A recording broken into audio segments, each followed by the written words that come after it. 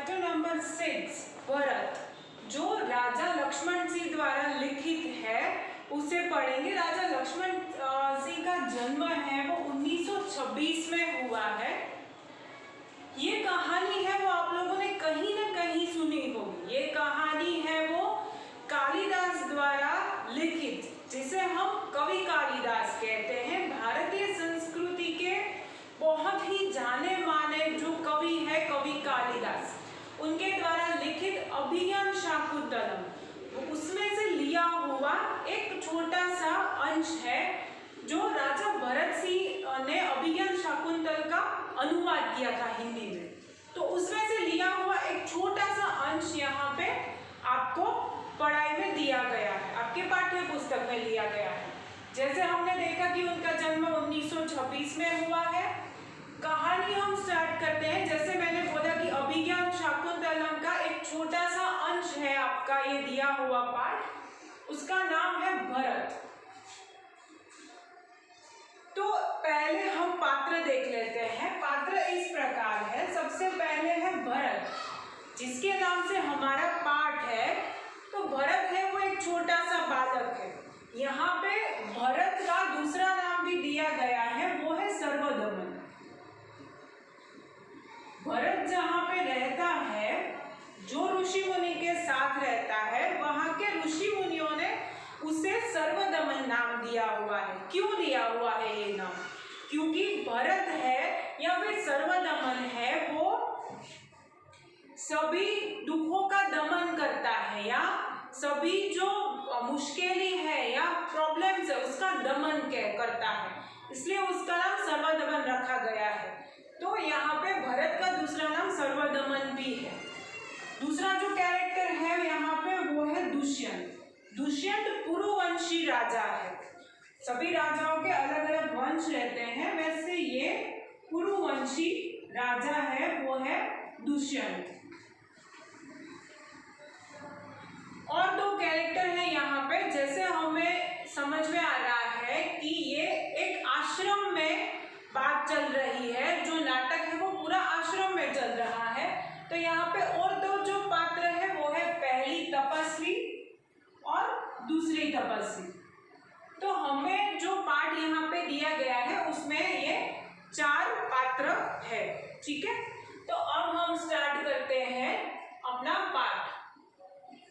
ये दृश्य है वो कण्व ऋषि के आश्रम का दृश्य है, यानी कि भरत वो कहाँ पे रहता है? वो कण्व ऋषि के आश्रम में रहता है। क्यों रहता है? भरत है यानी कि सर्वदमन है, वो शकुंतला का पुत्र है। जो शकुंतला है वो यहाँ पे हमें पात्र में कहीं दिखाई नहीं देती है, लेकिन भरत है उनकी माता का नाम है शकुंतला। शकुंतला है वो आप सबने सुना होगा कि स्वर्ग की अप्सरा है मेनका। मेनका की पुत्री है शकुंतला, और शकुंतला का पुत्र है ये भरत। थोड़ी आगे की प्रस्तावना मैं आप लोगों को कर देती हूँ, तो आपको शायद ये नाटक बहुत अच्छे से समझ में आ जाएगा।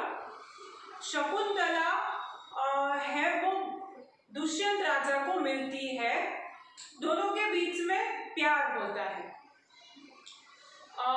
कुछ ऐसी घटनाएं घटती है जिसकी वजह से दुष्यंत है वो शकुंतला को भूल जाता है। दुष्यंत को ऐसा श्राप मिलता है किसी ऋषि से कि आप अपना पास्ट है, अपना भूतकाल है वो भूल जाओगे। दुष्यंत शकुंतला को याद के रूप में दुष्यंत जंगल में आए थे, तभी वो शकुंतला से मिले थे। अभी जो शकुंतला है दुष्यंत मिलते हैं, दुष्यंत वापस अपने राज्य में जाते हैं, तो दुष्यंत शकुंतला को एक अंगूठी दे के जाते हैं। वहां पे जब भी वो राज्य में पहुंचते हैं तो ऐसी घटनाएं घटती है कि उसे ऋषि मुनि श्राप देते हैं, तो वो अपना भूतकाल भूल जाता है। शकुंतला अंगूठी लेके दुष्यंत के पास आती है, पर दुष्यंत उसे पहचानने से इनकार कर देता है। शकुंतला वापस जंगल में जाती है और एक बार वो पानी भरने जाती है नदी किनारे, तो उसके हाथ से अंगूठी सरक के पानी में गिर जाती है। वही अंगूठी एक मछली के पेट में चली जाती है। वो मछली थी वो बहुत बड़ी थी, तो एक माछीमार को वो मछली मिलती है और वो मछली काटता है। तो जब भी वो मछली वो काटता है तो उसमें से वो अंगूठी मिलती है। अंगूठी राजा दुष्यंत ने दी थी शकुंतला को, तो वो राजघराने की अंगूठी थी। तो इतना कीमती आभूषण था, वो माछीमार देखता है और वो राजा के पास जाता है कि ये तो अपना राज्य का लग रहा है आभूषण, तो वो राजा को देता है। अंगूठी देखते ही दुष्यंत को सब याद आ जाता है, पर थी सिर्फ अंगूठी, शकुंतला तो थी नहीं। तो दुष्यंत है वो शकुंतला को ढूंढने के लिए जंगल में निकलते हैं। यहाँ से हमारा पाठ है वो स्टार्ट होता है। यहाँ का सबसे पहला दृश्य है वो कण्व ऋषि के आश्रम का दृश्य है।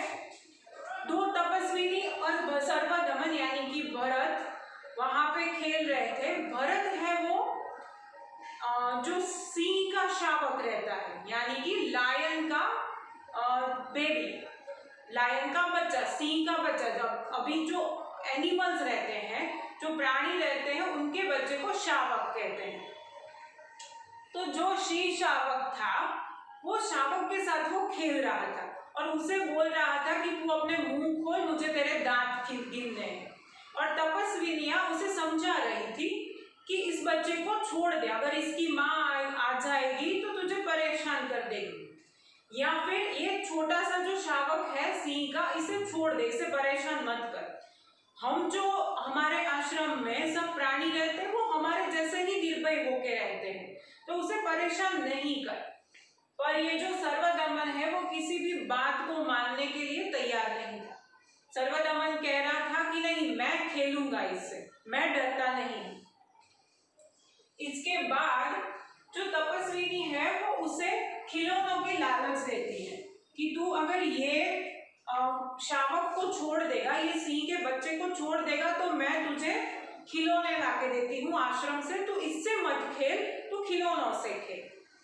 तो सर्वदमन है वो तैयार हो जाता है, ठीक है खिलौने लाके दो, फिर मैं इसे छोड़ूंगा, तब तक नहीं छोड़ूंगा। तो दोनों में से एक तपस्विनी है वो जाती है आश्रम में खिलौना लेने के लिए। पर ये सारे जो दृश्य है वो कौन देख रहा था? वो दुष्यंत है जो शकुंतला को ढूंढने निकला था। वो किसी पेड़ के नीचे छुपकर ये सब देख रहा था। उसे ये सब चीजें बहुत प्यारी लग रही थी। उसे वो बच्चे के प्रति स्नेह उमड़ रहा था। वो ये सब बातें सोच रहा था। जैसे ही वो बच्चा ऐसे हाथ आगे करता है तो दुष्यंत उसके हाथ की लकीरें देख लेता है और वो सोचता है कि ये किसी ऋषि कुमार के हाथ की लकीरें तो नहीं लग रही है। इतना ओजस्वी बच्चा है और खास करके दुष्यंत को ऐसा लगता है कि मुझे क्यों प्रेम आ रहा है इतने छोटे से बच्चे के ऊपर, मुझे क्यों अपनापन लग रहा है। दुष्यंत ये सब चीजें वहां पे देख रहा था। एक तपस्विनी है पहली जो खिलौना लेने आश्रम में गई थी।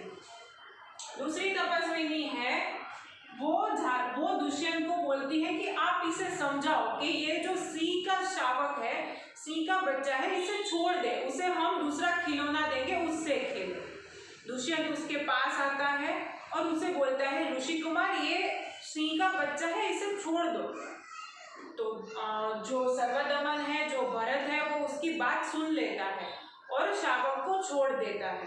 तो तपस्विनी को बड़ा आश्चर्य होता है। वो बोलती है कि इसने आपकी बात मान ली, ये तो बहुत अच्छी बात हो गई।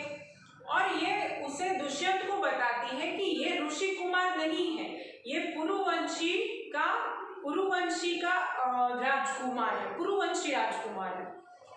तो दुष्यंत सोचता है कि पुरुवंशी है तो ये यहाँ पे कैसे है, क्योंकि पुरुवंशी जो राजा रहते हैं उसकी दो नीतियां रहती हैं कि जब भी वो युवा अवस्था में रहते हैं तो वो महल में रहते हैं और राज्य अधिकार शासन चलाते हैं, और जब भी वो वृद्ध हो जाते हैं तो किसी जंगल में जाके वृक्ष के नीचे कुटिया बना के जो है वो रहते हैं और प्रभु का ध्यान करते हैं। तो दुष्यंत को ऐसा लगता है कि ये अगर पुरुवंशी है तो ये यहाँ कैसे है। तभी तपस्विनी उन्हें कहती है कि ये थोड़ा थोड़ा आपके जैसा भी लग रहा है, ये इसलिए शायद आपकी बात इसने मान ली है। उतने में पहली तपस्विनी है वो एक खिलौना लेके वापस आती है और वो खिलौना था मोर का खिलौना। खिलौना, जिसे देखकर भरत है वो बोलता है कि ये तो खिलौना मुझे बहुत प्यारा है, इससे मैं खेलूंगा करके वो खिलौना उसके हाथ में से लेता है। तो जो पहली तपस्विनी है वो उसे कहती है कि ये देख शकुंत लावण्य। तो शकुंत लावण्य ऐसे शब्द सुन के जो भरत है वो बोलता है कि कहाँ है मेरी माँ। तो तपस्विनी है वो हंस पड़ती है, वो बोलती है कि मैं आपकी माँ की बात नहीं कर रही हूँ, मैं ऐसा बोल रही हूँ ये शकुंत लावण्य मतलब कि ये मोर यानी कि ये पक्षी की लावण्यता यानी कि सुंदरता देखो कि ये जो खिलौना है उसकी सुंदरता देखो। पर वो बच्चा था जो सर्वदमन, उसकी माँ का नाम था शकुंतला। तो वो उसे ऐसा लगता है, उसने इतना सुना था तो उसे ऐसा लगता है कि कहाँ है शकुंतला। तो तपस्विनी कहती है कि नहीं, मैं आपकी माँ की बात नहीं कर रही हूँ। ये सुन के दुष्यंत को समझ में आ जाता है कि ये शकुंतला का ही बेटा है और जिसे दुष्यंत ढूंढ रहे थे।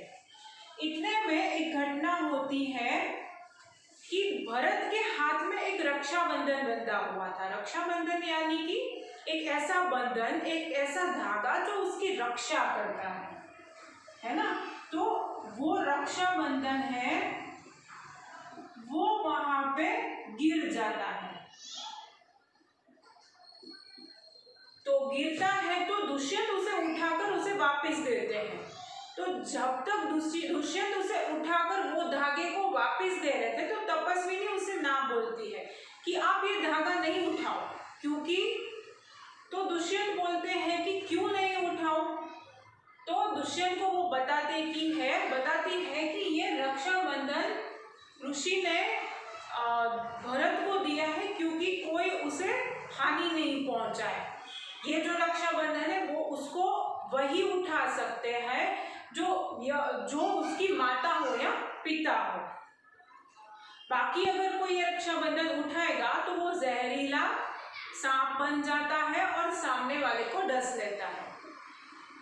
तो यहाँ पे तपस्विनी और दुष्यंत को समझ में आ जाता है कि अगर दुष्यंत को कुछ नहीं हुआ है, मतलब ये शकुंतला का बेटा है भरत, और दुष्यंत के जो रक्षाबंधन है उसे उठाने में भी उसे कुछ नहीं हुआ, तो दुष्यंत को समझ में आ जाता है कि ये मेरा पुत्र है।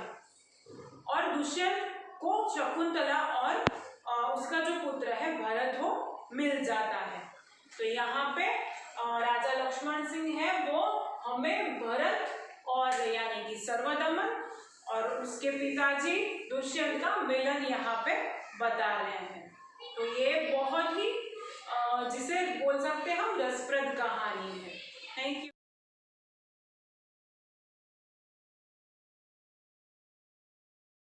आभार।